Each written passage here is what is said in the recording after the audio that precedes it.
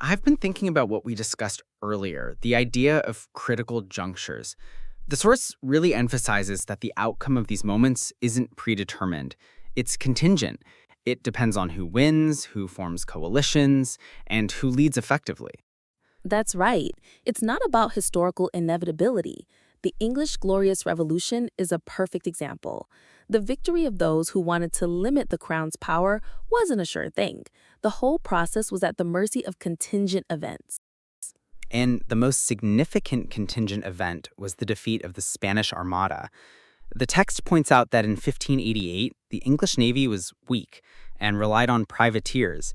The Spanish fleet was far more powerful, and many thought they were guaranteed to win. But they didn't. Bad weather and strategic errors by the Spanish commander, who was a last-minute replacement, gave the English an unlikely victory. Without that, the English wouldn't have been able to dominate the Atlantic trade, and the merchant class that fueled the political revolution might never have become so powerful. It's wild to think that a historical path that led to the first inclusive political institutions and the Industrial Revolution was set in motion by such a seemingly random turn of events. Of course, no one at the time could have predicted what would happen a century later.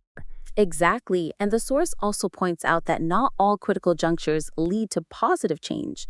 Look at the end of colonialism after World War II. For many former colonies in Africa and Asia, it was a critical juncture. But in many cases, it simply replaced one tyranny with another. The iron law of oligarchy in action, as the sociologist Robert Michaels called it. Power just shifts to a new elite who continue or even intensify the old abuses. It's a pernicious form of the vicious circle. The source mentions Botswana as one of the few exceptions. It also works the other way, too. Inclusive institutions can become more extractive. The Venetian Republic is a case in point. They had made great strides toward inclusive institutions in the medieval period, but they eventually reversed course and the narrow elite took over. It shows that progress isn't guaranteed.